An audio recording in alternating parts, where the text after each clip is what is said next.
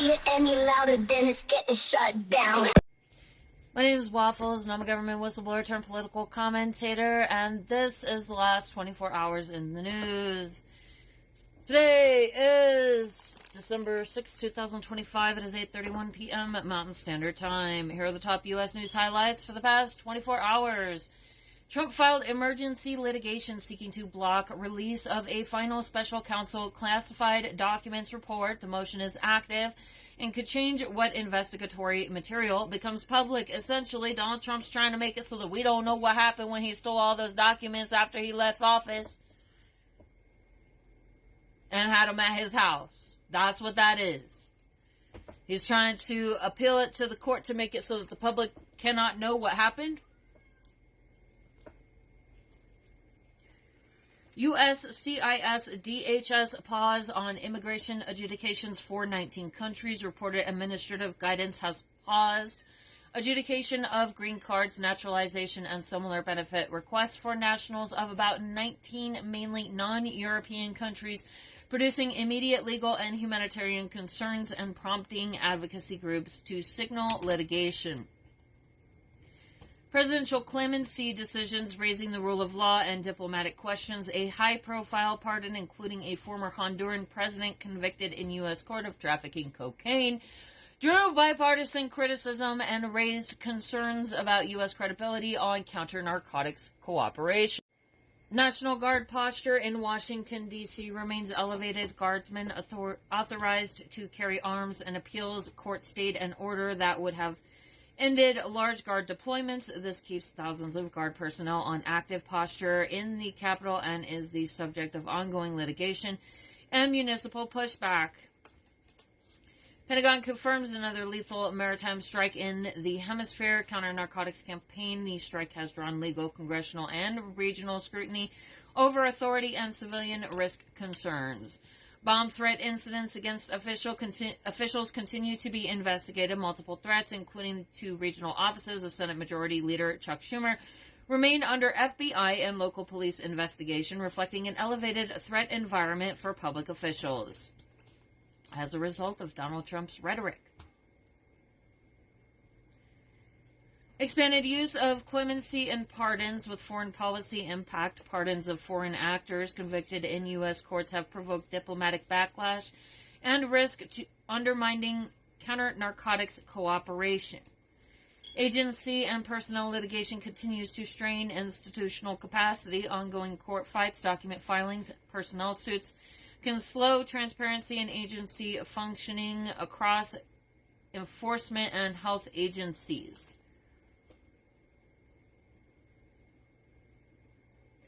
Layoff and warn flow remains active. State WARN warn notices and national trackers show continuing small and mid-market layoffs. Sectors affected include healthcare, vendor contractors, and manufacturing, a drag on local economies and services.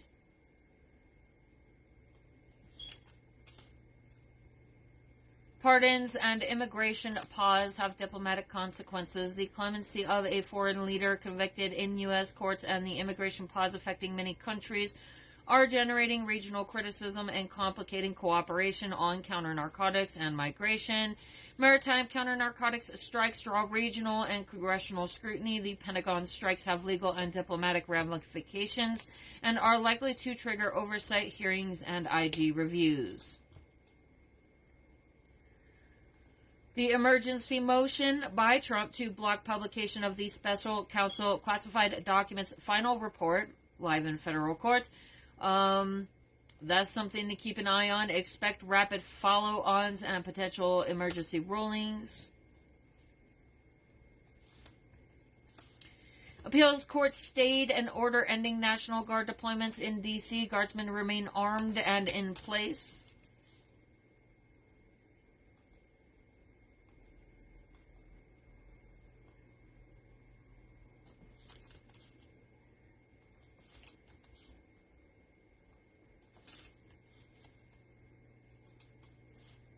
U.S. Supreme Court signals it may overturn long-standing precedents with big consequences for agency power and executive authority.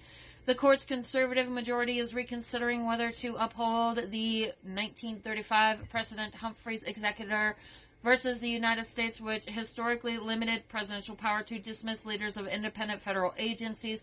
If overturned, the ruling could vastly expand the president's executive power to fire agency heads, reshaping the structure and independence of many federal institutions. The Federal Reserve is one of those institutions, if I am not mistaken, about who the president can and cannot fire. Oh, yep, that would include the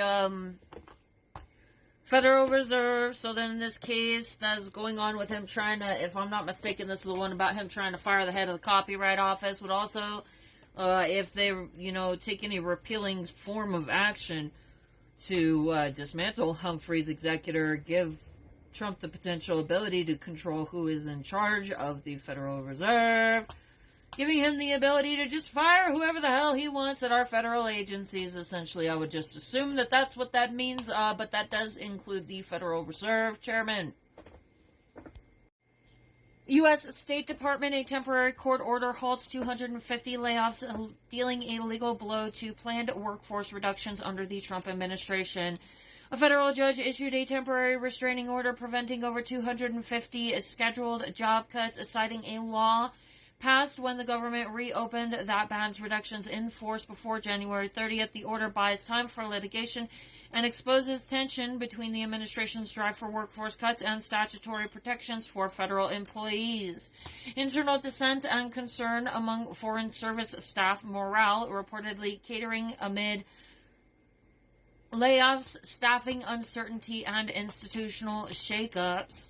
According to union statements and internal surveys, many Foreign Service officers say the layoffs and proposed reorganization efforts have severely damaged morale and undermined institutional capacity, a risk for U.S. diplomacy, consular services, and global presence. Economic stress signals, private payrolls dropped sharply in November, underscoring labor market weakness ahead of the next week's anticipated rate decision by the Federal Reserve.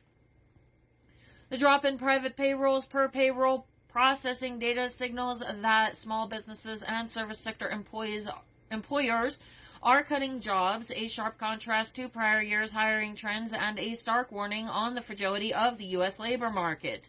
Consumer spending deceleration. New data shows U.S. households slowed spending in September, indicating weaker demand and possible consumer stress ahead of winter.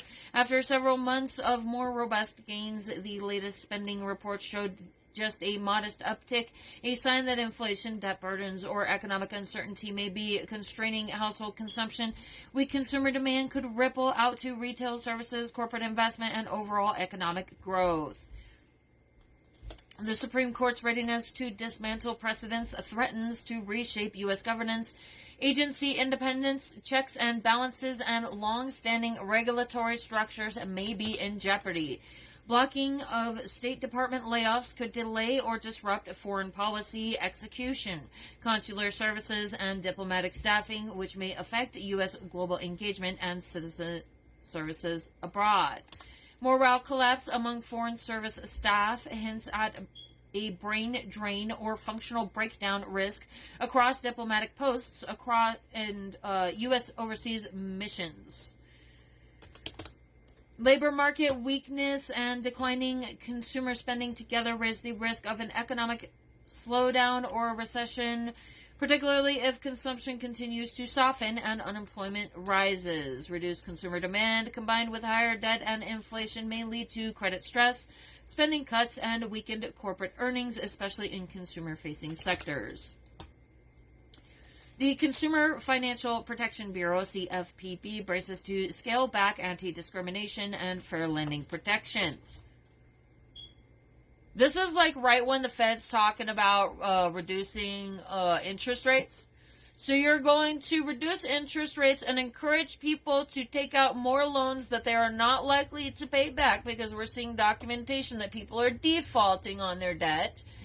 Right now, we're gonna cut back interest rates to get more people to default on debt, and take away the consumer financial protections. The CFPB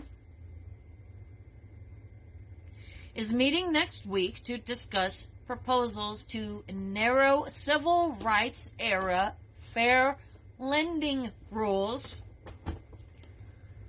Fuck it, we'll just do whatever we want to these people that are desperate and taking out loans because they're idiots, and fuck them, right?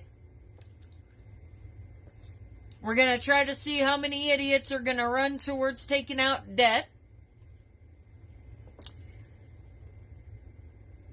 And then make it so that the laws are removed so we can just fuck them. That's how I see it. I'm sorry, excuse my language, but that's how I perceive this maneuver with Donald Trump demanding that the Federal Reserve cut rates, and this moron idiot that's in the Federal Reserve like, yeah, we gotta cut the rates. Pretty sure that's what they're up to.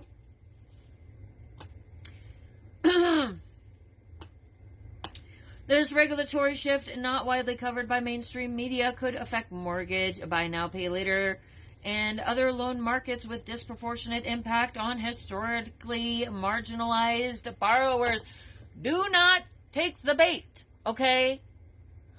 If the Federal Reserve is going to reduce interest rates, what they're essentially doing is taking a piece of cheese and putting it on a fish hook and dropping it in the water. Don't eat that cheese. Major shift in federal agency independence, courts backing broad presidential removal powers for agency members. A U.S. appeals court recently ruled that President Donald J. Trump can remove members of independent bodies such as the National Labor Relations Board, the person who gives us job numbers to let us know that Trump is destroying the fucking economy, that guy, and the Merit Systems Protection Board, MSPB, without cause. Just because he fucking don't like him, he needs to manipulate numbers, so he's got to fire the head of the National Labor Relations Board. So Donald Trump has a case in the appeals court, and it looks like they recently ruled that Donald Trump can fire people in charge of independent bodies, which he was not previously supposed to do.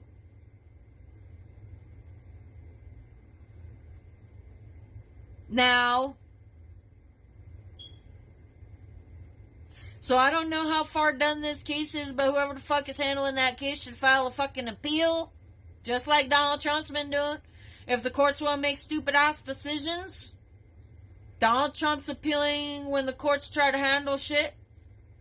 And so then maybe the way that we need to handle the Supreme Court judges of Donald Trump's that are a pain in the ass is to also fucking drag this shit out and file appeals just like Donald Trump is doing and do it right back to him. The decision made quietly yesterday reversed prior legal protections and clears the way for sweeping political reshuffling of independent regulators. This sets up the context for a pending case before the United States Supreme Court that could further dismantle long-standing legal safeguards for independent agencies. Federal workforce protections, fragile State Department and agency layoffs remain legally contested. Behind the headlines, lawsuits and court orders continue to challenge administration-driven reductions in federal staff at agencies such as the U.S. State Department and Foreign Service Corps. Morale and institutional capacity reportedly remain cratering, raising risks for U.S. diplomacy capacity and domestic services rooted in federal agencies. So our federal agencies are essentially fucked, and the services they're supposed to be providing as public service, as normal functions of the government, which ought to be considered fucking normal in today's modern day and age, things like policing and investigating fraud and murder, those are useful parts of the government, I think, and essentially what this administration is doing is stripping all of the protections away from the people and pardoning a bunch of criminals So our system of governance is gradually fading away, and there is no safety and protection for the American people against crime. While at the same time, the president is unleashing criminals all over the place. Shifting regulatory and enforcement environment for consumer credit, BNPL, and housing lenders as the CFPB configures fair lending oversight. There is concern in banking and lending circles quietly that civil rights era protections may erode. No shit, they're deliberately trying to get rid of them. Didn't they just discuss this at their weird-ass hearing, or isn't it something that they're supposed to be discussing this week? The impact could ripple across credit lines, mortgage, underwriting, and subprime lending markets. Early warning signals of a weaker labor market, economic slowdown influencing interest rate expectations. Some analysts and market watchers are flagging growing discussion among firms about layoffs and hiring freezes, especially in sectors exposed to automation and AI. This chatter, not yet front-page big news, is reinforcing expectations of near-term interest rate cuts by the Federal Reserve, which in turn could reverberate across lending, real estate, and consumer credit markets. The CFPB recently disclosed that it has been legally blocked from drawing on Federal Reserve funds, limiting its operational budget. While not breaking a story today, this funding squeeze undermines a major consumer protection agency's capacity to monitor and enforce protections, making it so that you are not protected from people engaging in financial crimes, with long-term implications for regulation and oversight. Reshaping of U.S. regulatory architecture, shift toward unitary executive model, combined the court's decisions, agency funding squeeze, regulatory rollback, and upcoming Supreme Court tests. The pieces point to a broader institutional shift. Fuck America. Destroy America. That's what I would say this shift is. That's what it looks like. Completely get rid of the government and watch the American people die of sickness and outbreaks of crime, and Donald Trump and his buddies are just going to human traffic and drug smuggle. I mean, it looks bad, okay? I'm just expressing my opinion based on what I'm seeing here. Significantly weakening independent regulators, consolidating executive power, and increasing political control over previously technocratic institutions. This systemic change is underreported but may have sweeping consequences for environmental regulation, labor rights, consumer safety, and administrative oversight. Fucking everything, okay? Fucking everything. We'll have like a small portion of the government that we had before, and that means that the law is not being enforced, and it is as simple as that. And so then, in my opinion, Donald Trump is slowly destroying the sovereignty of the United States by opening the floodgates to all of the crime and all of the destruction that he can unleash on the American people. There's no good enough reason why any of this bullshit that we are witnessing should be excused. Consumer finance uncertainty as regulatory supervision loosens and economic stress, with lenders and BNPL firms seeking reduced regulation and oversight just as the economy shows signs of cooling. There's growing but quiet concern among analysts and consumer credit defaults and financial stress events may rise without strong oversight, especially among lower income and vulnerable borrowers. It certainly looks to me like they're trying to line it up to do that.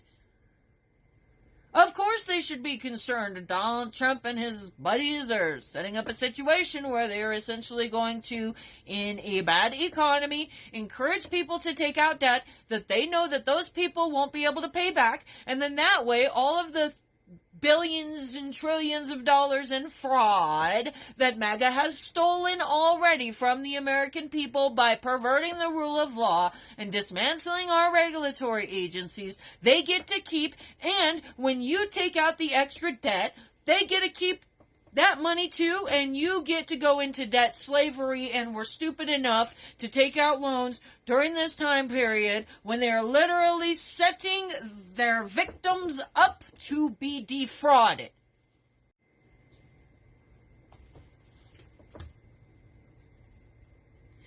Limited public awareness of avalanche of structural and institutional change normalization risks. They're also making the rule of law unpredictable, so people can't even fucking function on a basic fucking level because everything is changing, and it's just this maddening tornado of ridiculous bullshit from a bunch of criminals. And so economic stability and just general stability have been completely destroyed for the American people. That's not good for the economy, it's not good for GDP, it's not good for general well-being of the American people or the country, and actually constitutes as a national security risk. The fact that so many of these developments are incremental, technical, or legalistic means the broader public discourse remains muted. That quiet accumulation itself is risky. By the time many realize the institutional shifts are underway, protections may be deeply eroded. This under-the-radar accumulation of changes in courts, agencies, funding structures, and enforcement regimes is a major story in itself. Governance and democratic institutions risks the weakening of independent agency protections and loosening of regulatory oversight is reshaping how power is exercised in Washington. They take everything they can from you and fuck you. That's the new way that America functions. Donald Trump, take all your shit and fuck you. Shifting the balance decisively towards the executive branch. Consumer and civil rights vulnerability regulatory rollback at the CFPB and elsewhere means fewer protections for consumers, borrowers, minority or marginalized communities, and an erosion of safety nets that tend to get exposed when economic stress rises. You know, I mean, I find it personally completely unacceptable that some fucking fat-ass, gross-ass, fucking nasty-ass motherfucker that's like old and dying and shitting himself and shit can just like go up and be like the president and just decide that he's gonna defraud millions of Americans.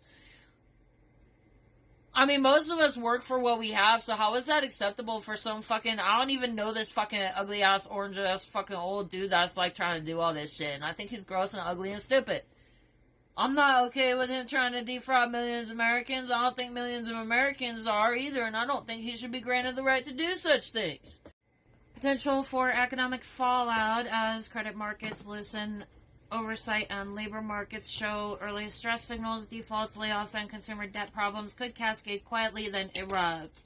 Probably what's going to happen if that's the direction that we're going in, and we have a whole gang of reckless idiots literally, in my opinion, attacking the country.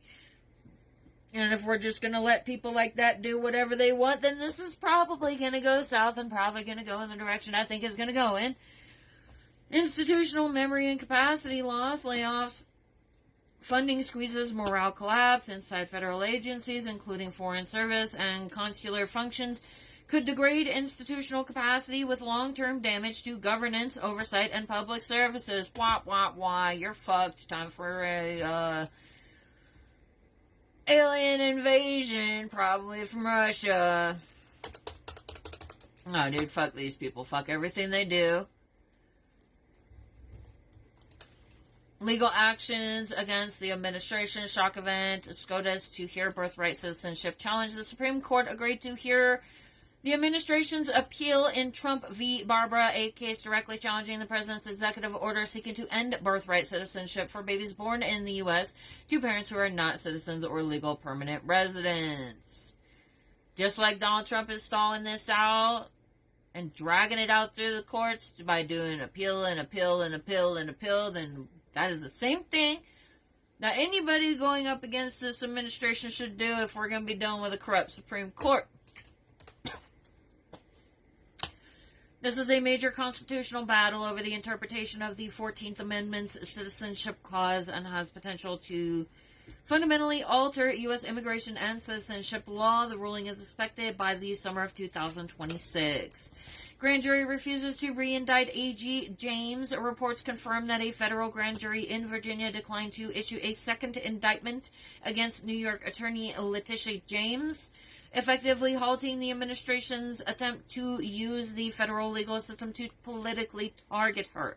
This follows a previous indictment that was dismissed by a federal judge who ruled the prosecutor was unlawfully appointed.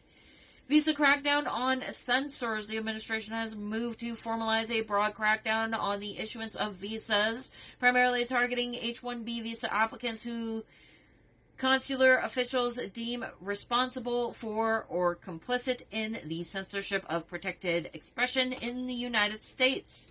A State Department memo directs officials to deny visas to applicants who have worked in fields such as content moderation, fact-checking, compliance, and online safety.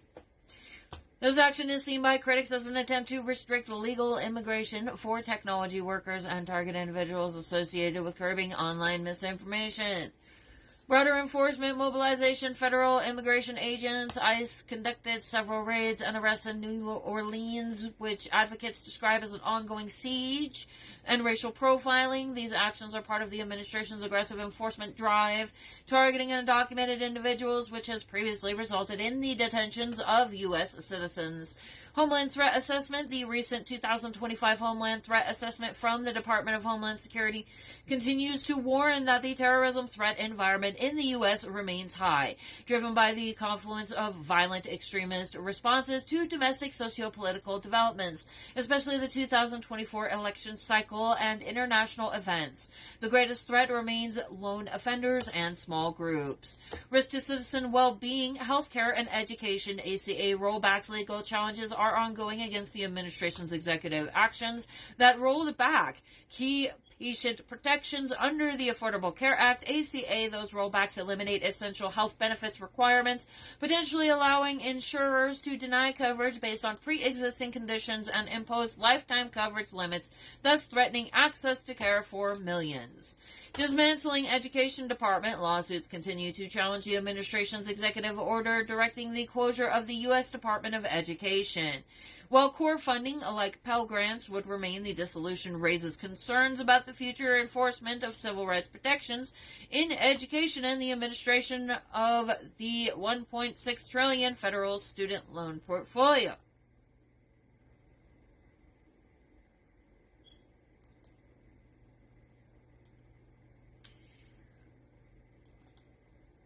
It says closure of the U.S. Department of Education. Are we closing it all together? What does this mean? The U.S. Department of Education isn't fully closed, but the Trump administration is actively dismantling it via interagencies agreements to shift most programs to other departments, Labor, Interior, HHS, State, to return control to states, aiming to cut bureaucracy. This effort, started by a March 2025 executive order, faces legal challenges but has Supreme Court approval to proceed with major student aid functions potentially going to the Treasury, while core functions like loan oversight remain temporarily with the Education Department. The goal is to reduce federal micromanagement, but critics worry about service disruption, though the administration promises uninterrupted support. What I can say is that all the countries on the east side of the United States will be fucked. That's what this sounds like to me. And likely will not have access to higher education. You know, it's really interesting when I look at all of those red states, all the eastern states. These are places where citizens do not have the right to pass their own legislation. In my state, the people can get together and they can do a petition and literally write the law. So if we don't like something that the government's doing, or we want to see an improvement, or we think that something would help, then we can collectively organize and decide to do a petition. The petition has to be signed by registered voters, and that is how citizens are able to introduce local law. Colorado's getting kind of fucked up because our governor sucks. But I will say, I would much rather be here than be like in Alabama, where they're just like trying to throw everybody in jail and doing weird ass shit, or like, I don't know, some of the stuff I'm seeing out there in them eastern states is like some scary ass fucking shit. And I think they're trying to take advantage of people who are not able to defend themselves by being able to write any sort of regulation. Like, it's only politicians that get to make decisions in a lot of those states. Nah, dude, they be on some scary shit in those states out there, like doing scary ass fucking weird ass science experiments on women and shit. I wouldn't want to be in one of those states, and I feel really bad for the people that live in those states, because I feel like the people that live in those states are just having a subjective experience where they're being lorded over by psychopaths that want all their fucking money. So if we're going to have the Department of Education managed through by the state, on the state level, that's good and all, but we're looking at things like funding for people to go to college. So then I would expect that those states would not be able to afford it like the states that are actually functioning, which is really weird that the states that actually have money that are actually functioning on some level versus like the psychotic states where people are like fucking inbreeding and shit and like marrying children and fucking doing weird ass science experiments on captives. Yeah, fuck those states. I think that's a national security threat if that's how those states are fucking running. First of all, I think that the people on the east side of the United States are not free. That's what I fucking think. That's what I think about that shit. But if the states are making more money, if it's going to be on the state level, then a lot of those places aren't even going to have access to education, making them further easy to control. And so then if there's a foreign adversary trying to overthrow the United States right now, all those red map places where nothing is getting done and those people are just leeching off of the West. I am very concerned about the safety of the citizens living in those areas. And I think that those areas, if they're only controlled by politicians and the citizens have no say and just have to have a subjective experience to whatever psychopaths want to take advantage of them after getting elected in, I'm very worried that that's a very good target for anybody who's trying to engage in, like, foreign espionage. And that's like half of the country. And it's for that reason that I have these concerns. Because those states are not performing. And the people are dealing with a lot of fucked up shit they shouldn't have to be dealing with. And there's some just blatantly scary fucking psychotic shit going on out there. But I do think that for that reason it has made itself a prime target. Other than that, we need to get rid of the Citizens United shit. Because it's only been around for like a few years, and it has caused, like, there's a significant amount of foreign interests purchasing politicians, whereas before Citizens United, that was not happening. Like, there's all this foreign money outside of the state that you live in, outside of the district that you live in, these people dumping money into local elections, and we have places, states where people have no say in what happens. Only the politicians get to choose what happens to the people, and they're doing things like torturing the people by subjecting them to weird science experiments in the fucking prisons and doing weird shit to the women. So, I do think that that's a potential national security flaw that we gotta figure out how to address if we actually care about the sovereignty of the United States. But honestly, at this point, I just see this place as a global cesspool, where criminals come to the United States to take advantage of a dysfunctional political system and go on crime sprees. That's how I see the United States as. That's what I see the United States as. That's what I see going on here. That's what I think that this country is at this point, based on what I'm experiencing, based on what I'm seeing. And I think that Citizens United is a good chunk of the reason why we are in this situation. But I'm very concerned about what is happening in the eastern states. And this decision with the Department of Education and Loans sounds like it's just a big fuck you to those people. PCE inflation confirms rate cut expectations. The core personal consumption expenditures PCE price index, the Fed's preferred inflation gauge, rose 2.8% year over year in September, reported December 5th. This reading was stable and in line with expectations, stabilizing markets and reinforcing the near certainty of a 25 basis point interest rate cut by the Federal Reserve next week. Auto tariff retroactivity. The USTR confirmed that new tariff modifications under the U.S.-Korea trade deal, specifically on automobiles and automobile parts, were made retroactively effective as of November 1st, 2025. This requires importers to recalculate duties and file for refunds or adjustments. The primary public health focus remains the long-term risk to essential services posed by the administration's regulatory policies, which is deregulate everything and let a bunch of criminals loose, like the public charge rule and ACA rollbacks, which threaten to increase the uninsured population and discourage immigrant families from accessing necessary public health services. Washington Accords. U.S. diplomacy was credited for the signing of Washington Accords for peace and prosperity between the DRC and Rwanda, aimed at ending decades of conflict in the Great Lakes region and fostering economic integration, marking a major diplomatic success. New National Security Strategy, NSS. The administration released its new National Security Strategy, NSS, which marks a radical departure from previous strategies.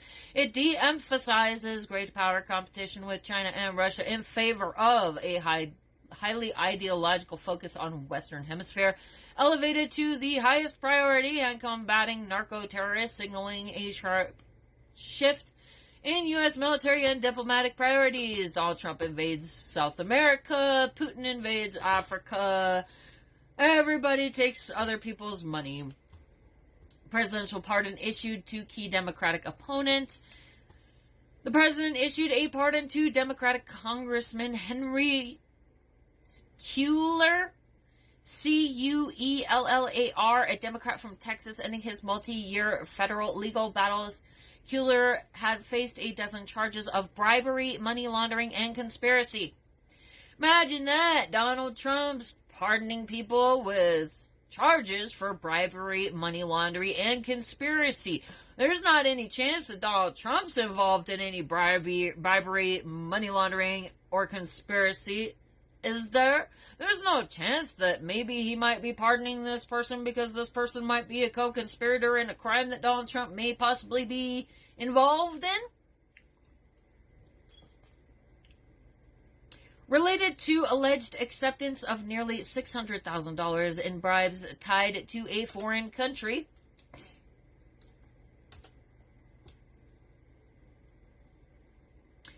the president, we're looking at inappropriate behavior and threats. The president announced the pardon on social media, claiming Cuellar had been punished by a weaponized Department of Justice under the previous administration for speaking out against border policy. The pardon, so he was involved in the human trafficking that Trump was involved in while Biden was in office.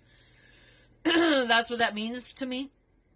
The pardon issued to a high-profile target of the new administration's political rhetoric immediately drew criticism regarding the use of presidential pardon power for political expediency.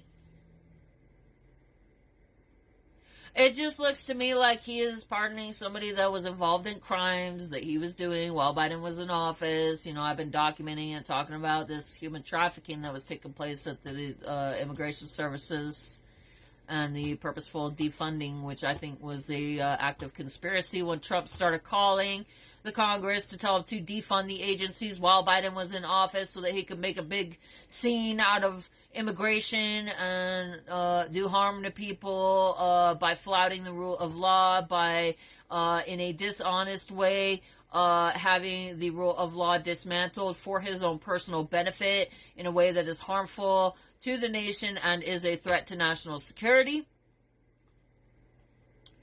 DOJ plays up the pipe bomb suspect arrest while ignoring January 6th violence, crime, extremism, and civil risk. Justice Department leaders announced the arrest of a suspect in the 2021 D.C. pipe bomb case identified as a Virginia man who allegedly placed pipe bombs outside RNC and DNC headquarters on the eve of the January 6th Capitol incident. Concerning governance, the administration played up the arrest in official statements but was conspicuously silent regarding the broader violence that took place when supporters of President Trump, of the fucking Donald Dumpy Pants, fucking orange face twit, stormed the Capitol on January 6th. This strategic omission reinforces the administration's pattern of emphasizing specific crimes while downplaying the role of political extremism in violence targeting U.S. democracy. DoD diverted funds for Space Force satellite contracts, policy shifts, and institutional power. The Space Development Agency, SDA, confirmed that its next branch of critical missile warning and tracking satellite contracts, Tranche 3, were delayed because the Pentagon diverted previously appropriated funds to pay military personnel during the fall government shutdown. Risk to well-being and security. While SDA states all funds have been restored, the decision was to unilaterally transfer funds without congressional approval, particularly from high-priority national security programs like next-generation missile tracking, raises legal and institutional concerns about the legality of moving appropriated funds and the resulting vulnerability in U.S. space defense timelines. FinCEN rule takes effect to target real estate money laundering. Governance and Financial Watch, the Financial Crimes Enforcement Network, FINCEN's final rule requiring certain persons involved in real estate settlements to file a real estate report for non-finance transfers of U.S. residential property to legal entities and trusts took effect on December 5, 2025. This rule is designed to curb the use of opaque trusts and shell corporations to launder illicit funds through high-value U.S. residential real estate. Its implementation is a victory for transparency advocates, but could face immediate legal challenges from groups concerned about disclosure and privacy. FDIC adjusts regulatory thresholds to offset inflation. Consumer and Financial Watch, the Federal Deposit Insurance Corporation, FDIC, issued a final rule on December 4th, 2025, adjusting and indexing certain regulatory thresholds for banks to reflect historical inflation. The changes, which take effect on January 1st, 2026, are intended to preserve regulatory requirements in real terms and prevent community banks from being subjected to more rigorous rules solely due to inflation, thereby providing meaningful regulatory burden relief for smaller institutions. This concludes our report for the United States for today. I'm going to go now. Bye. So the Olympics is great. And Johnny, for the others, you know, the World Cup, Johnny is the head of it. We had our top people, Wasserman. They all came in on the Olympics, and then I saw Johnny. And we got the World Cup, too. And, you know, it's only because they rigged the election that I'll be your president representing you there. You know, I got both of them. I got the Olympics and I got the World Cup. And I said, you know, it's too bad. One was in 2026 and the other was in 2028. And I said, I won't be there. I won't be your president. But then they rigged the election and now we won. So I'm going to be your president for the Olympics and for the World Cup. So, Johnny, thank you for the World Cup. And everybody, thank you for the Olympics. We're going to have a great time. Hey guys, don't forget to like, share, subscribe, and comment to my videos. And also, don't forget to check out my shop where you could get this awesome Real Patriots Punch Nazis t-shirt. America, fuck yeah! And if you go to the link tree in my bio on most platforms, it's got links to everything, all of my stuff. You can find my shop there. I'm on eBay. You can also get this cool Exterminate MAGA sticker, because MAGA's fucking cockroaches. And fuck MAGA, abolish MAGA, fuck you MAGA.